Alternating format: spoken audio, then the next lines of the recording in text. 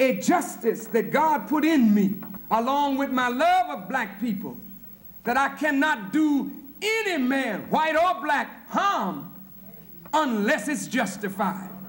Hear me now. I was a young boy at 10 years old. This is 13, but this other incident that impressed itself on my life, I was 10 years old. And a friend of mine, I went to his home with my cousin. And he had a pearl-handled knife. It was a pretty knife. And I took the knife that night, stole it, put it in my pocket, went home. And my friend, who is dead now, came to my home the next day and asked me about that knife. And I lied to him, said I saw it, but I didn't take it, I left it there. But I had it in my pocket. After that boy left, I was sick with myself because I lied and I stole. And from the time I was 10 years old, I ain't never stole nothing. That was the first and the last time I ever put my hand on something that did not belong to me. Some of you haven't learned that lesson yet. My last point is, I was 16 years old, growing into my young manhood, and there was a little girl that really liked me. And we had this affair, whatever that means.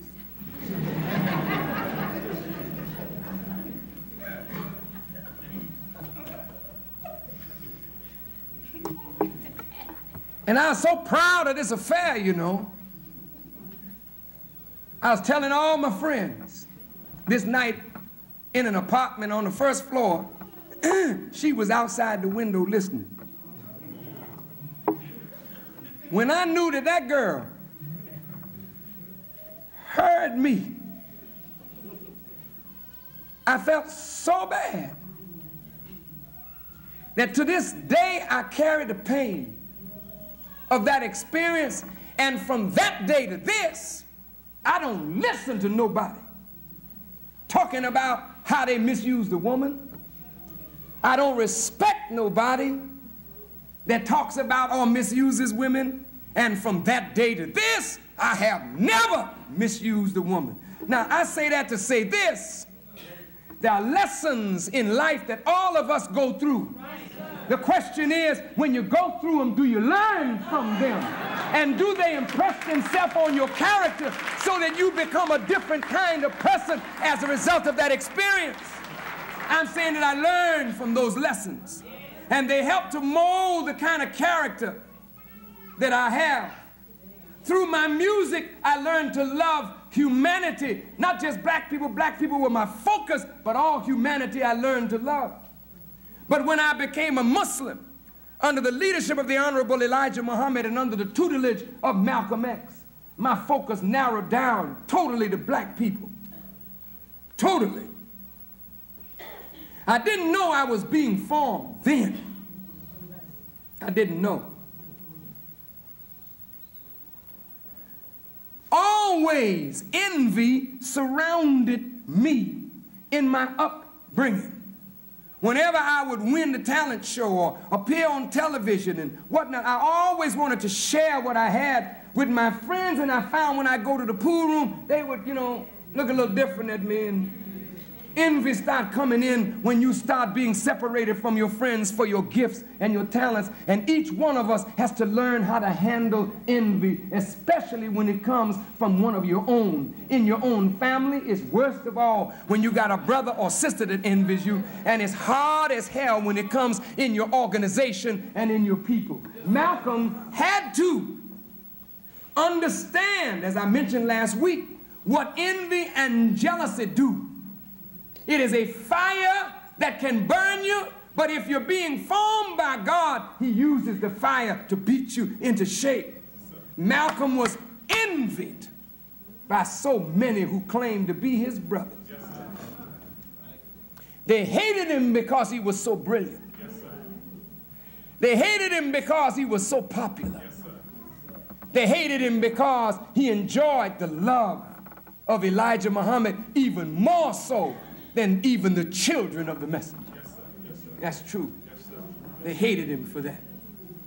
When the time came that Malcolm had to be spanked by his teacher, and all the time the messenger was directing heat to him, through the jealousy of the people, they were putting heat on Malcolm. How does Malcolm respond to the fire? Envy is a passion, but it also produces anger, which is another passion. These two fires can cancel each other out if you are not developed enough to control your anger to save the object that is envying you. Oh, it's a hell of a story, brother. It's a heck of a story. Malcolm lost his life because he became angry with his teacher. And in that anger, he lost the ability to reason with what he was fighting against. And he was killed, assassinated. I'm not going to say Muslims had nothing to do with it, but I'm going to say the government had more to do with it than Muslims, though we may have been very well involved. But two innocent men were in prison. One of them just released, one of them still in prison for a crime they did not commit, because it was necessary for the government to show that Muslims had killed Malcolm, so that those who loved Malcolm would fight against those who loved Elijah Muhammad, and we would cancel each other out. I didn't know that Elijah Muhammad was forming me all the time, because I walked in Malcolm's shoes. And you don't know a man, brother and sister, until you walk some way in his shoe. None of you on the outside of Malcolm, on the outside of the nation, can appreciate what that means when I say I walked in Malcolm's shoes. You can't appreciate that because you had no relativity to Elijah Muhammad except a distant relativity. But I walked in Malcolm's shoes because I grew to become the national spokesman of Elijah Muhammad. You hear me? Yes, sir. Yes, sir. And as the more I spoke for the Honorable Elijah Muhammad, I gained the love of the masses of black people, but the envy and the scorn of many of my brothers and sisters who labored with me inside the movement. Yes, sir. And there came a time in my development where I thought that Elijah Muhammad was at the base of the problem. And in my own thinking, I thought, is he jealous of me, his student? Well, that's a vain thought in a student's mind. It could be real, but it could be vain. For why should a teacher who made you be jealous of you? It could be teachers get like that sometimes. But if a teacher gets like that, he's unfit to be a teacher. Yes, sir. Yes, sir. He's certainly not divine. Yes, sir. But I saw into Elijah Muhammad after a while what I didn't see when I was going through all that pain. That pain was terrible, to see brothers eating me up. And I never did nothing that I know of to any of them. I worked to fill up their mosques, and then they would teach the people against me. I would bring money, mountains of it, to the Nation of Islam. Yes, sir. Yes, sir. To have people talk about me. I fed most of these that were the laborers here in Chicago. We fed them from New York. That's right. But they hated me. Oh, but Allah is God, and He always has a plan, and His plan is greater than the plan of the envious and the jealous and the weak-hearted. But I didn't know Elijah Muhammad like I thought I did. And I began to think devious thoughts about my teacher until I told you last week he talked about that piece of board.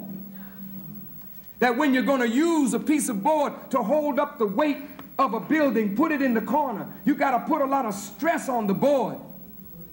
And if it cracks, you throw it away and get another, because a cornerstone has to be very greatly tried.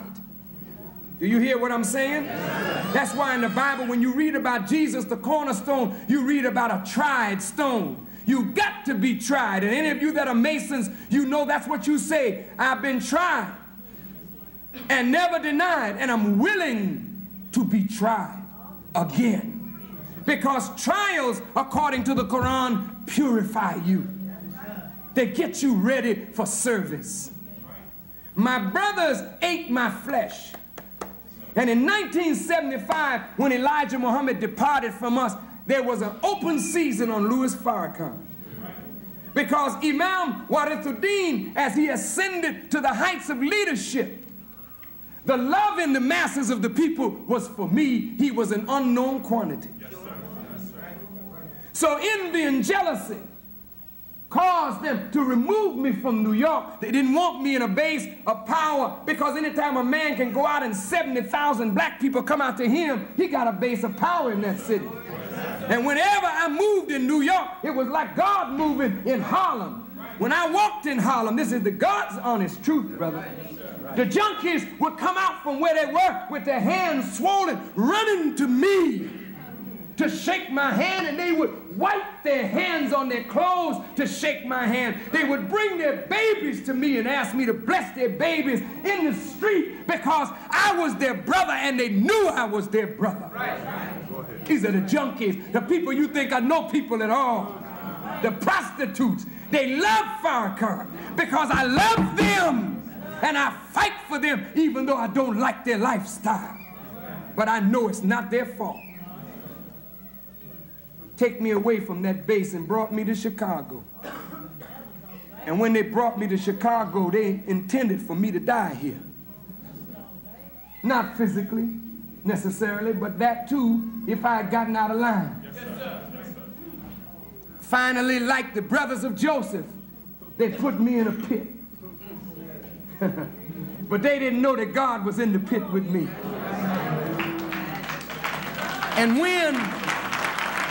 when I started, everybody laughed. Yes, sir. Some of you in this room were with me today hated me just a few years ago because you thought I was an enemy of Allah, an enemy of the Honorable Elijah Muhammad, and an enemy of the Imam. With all the Imam has said against me, I have never inspired one Muslim to say one negative thing about that man. I am like David, that even though Saul was after me and threw his spear at me, in the night I visited him and could have killed him, but I did not do it to show that I love the king and the king's son. Yes, sir. He's my father's son, and I would not allow nobody to do him no harm while I'm alive. Yes, sir. This is the kind of man that they hated.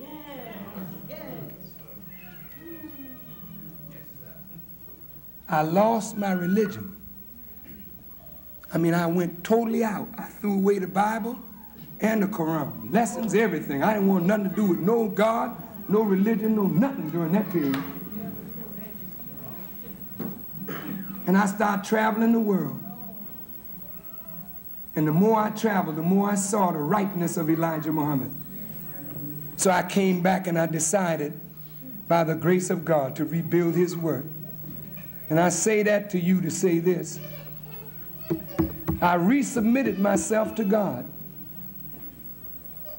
I did not know how I was going to do it, but I had faith that it could be done.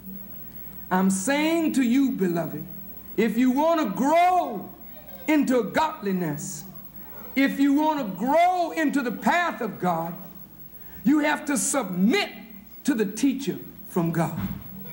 And you have to exhibit the faith and the complete trust and confidence in God enough so that you will get out of the boat and walk on the water. Now, what was the problem with Jesus' disciples? What was the problem? What was it? They didn't have no faith.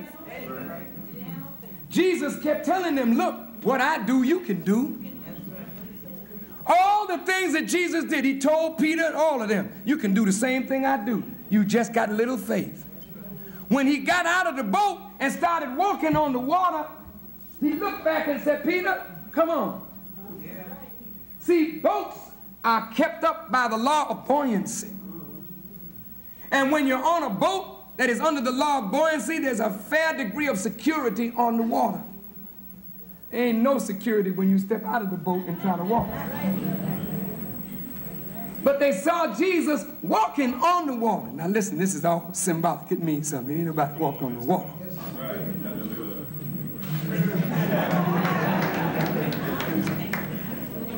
He said, Peter, come on.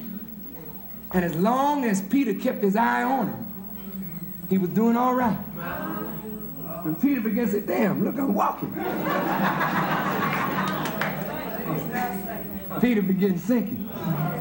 The idea is your confidence has to be so much in the master that you don't look at yourself and think about you. You think about the master. Yes, sir. And your desire to walk after him. And you start doing impossible things. Yes, sir. I say that to say this. Faith and submission, along with patience, are prerequisites to ultimate victory over self. Yeah. Are you listening? Yes, sir. Submission, number one. Faith, and then patience. Yeah. Oh, look, brother and sister, I'm almost finished. When I said I believe in God, the Quran says, does men think they'll say they believe and will not be tried? Anytime you say you believe in God, do you expect to be tried? Didn't Jesus give you a parable of these different hearts that received the truth? One of them, the truth fell by the wayside. I mean, you receive the truth with joy, and the wicked one comes, snatches it right out of you. Another one received it on stony ground, which means that it didn't take fertile root, and the cares of the world, and by and by persecution comes on account of the word, and the weeds and the thorns grow and choke out the seed, and it becomes unprofitable. It's the way many of you are. You can accept the thing as long as you don't have to pay no price for it. But when you got to pay a price for what it is you want out of life, you find out how little you really want it. When I used to play the violin in my grade school, little boys would come up to me and say, man, how you play the violin like that? How long have you